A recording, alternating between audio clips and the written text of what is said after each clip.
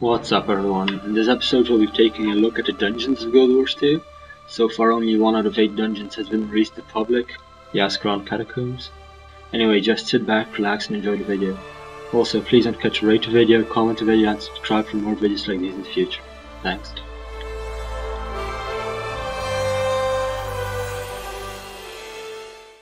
You're the reinforcements. You'll have to do. That fool Norn Air has stirred up the ghosts down here. Let me brief you. This place has a history, and I don't want your ignorance getting us killed. This was originally Charland. The humans pushed us out and built Ascalon on top of it. Over 200 years ago, we took our land back.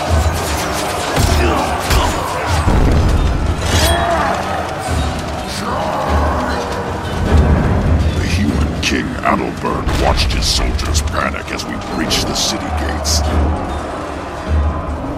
Facing certain defeat, the doomed king refused to surrender. Retreat! Retreat is not an option!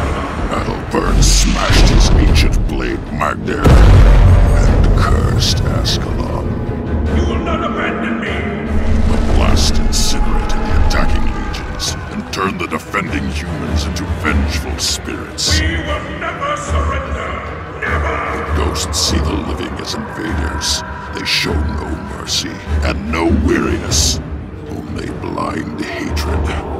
Adalbern's hatred. And now, Air's gone right into the dead king's lair. What a mess. We're going after her. She's causing trouble, and I don't want anyone dying because of her foolishness. I've been working a lot in the dungeons, which is our instanced 5-person play areas.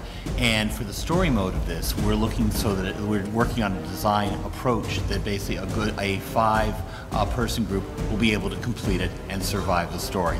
The repeatable modes where you come back, the learning curve goes up a lot, okay? So basically we're assuming you're gonna be 5 levels higher and you're gonna be an organized group. You're gonna know what you're doing. People are gonna know how they fit together in the group and to be able to complete those. So we will have areas with, I won't say more difficult or just more challenging combat and interactions.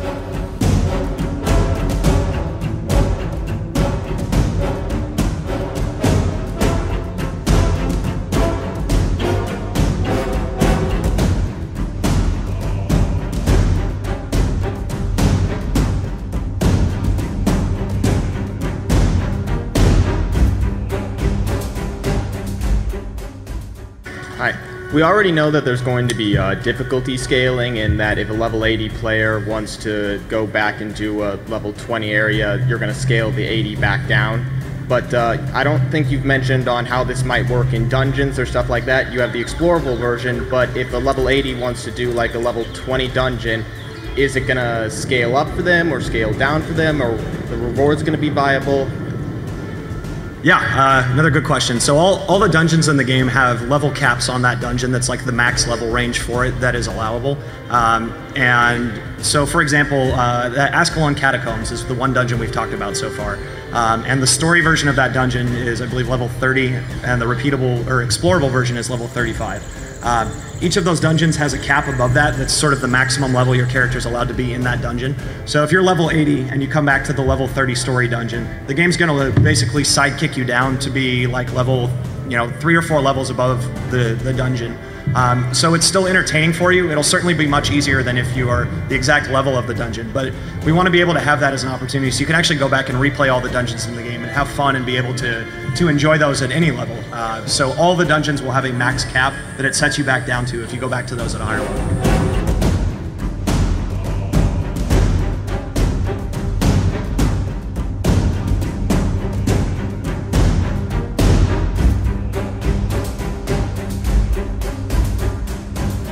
I do think that there are MMO players out there who are sort of, they want a specific task, they want to go for that loot, they want to do that raid or that dungeon or so on and so forth. How does Guild Wars 2 cater to those kinds of players who need that specific goal to go after? It's a great question. There's a lot of things that we're trying to do to cater to those players as well. We have coordinated raids. We're calling those dungeons in Guild Wars 2. And they're highly organized, much more difficult content. They're 5-man group dungeons.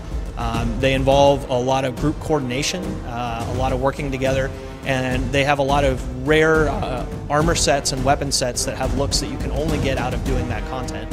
And that's stuff that's specifically designed for that kind of player that you're asking about. Those are their goals to set and the things that they can try to earn and work towards.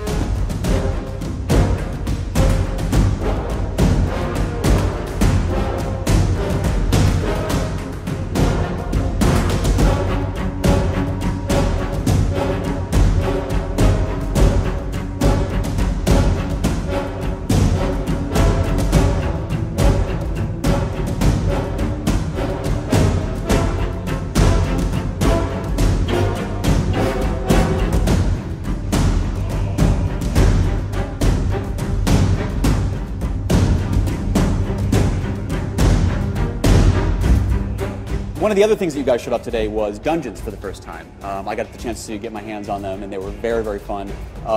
What do you guys have planned for dungeons? Because this is not just like an instance, like in another MMO. This is a fully immersive storytelling experience, right? Yeah, absolutely.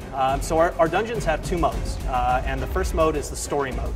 And that tells the story of these 5 great heroes who have arisen to help fight the dragons in the world, and you are their ally.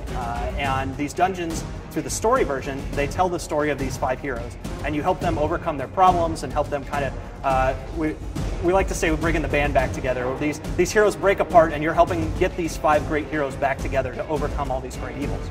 And the story dungeons are intended more for casual groups. They're for pickup groups. They're a little bit easier. They are 5-man groups, but it gives you the opportunity to play a dungeon in Guild Wars 2 and have kind of that pickup group aspect to it and play a raid. They're also just fun things to play with your friends, and they have these great deep stories that you get to experience. Then when you complete the story mode, you unlock the explorable mode of the dungeon. And the explorable mode is intended for our hardcore raiders and folks who really want a challenge in Guild Wars 2. When you go into one of these explorable dungeons, you get 3 paths that you get to pick between on which way you want to go through the dungeon. And each path that you pick is completely different. So every time you play through the repeatable dungeon, you can pick one of these 3 paths and you can experience something different. And you're not just playing the same boring dungeon over and over again. You can always mix it up and do a different one. And these explorable dungeons are the kind of thing that you would want to experience with your great D&D group when you're doing a dungeon run. I was going to say, it sounds very similar to like a really good D&D campaign, and not something where like you call up all your friends and you're like, 11 o'clock we're starting this raid, by 11:15 we'll be at this room. Yeah, this is all randomized stuff and new experiences each time. That is totally the idea. Yeah, I mean, we're taking our dynamic event system from out in the explorable world, and we also apply that to our dungeons. So when you're playing through a repeatable dungeon, you're going to pick one of these 3 branches that you go through. And as you're playing through that branch, there are bonus events that you can encounter and extra events that you can unlock that actually change the things that you experience.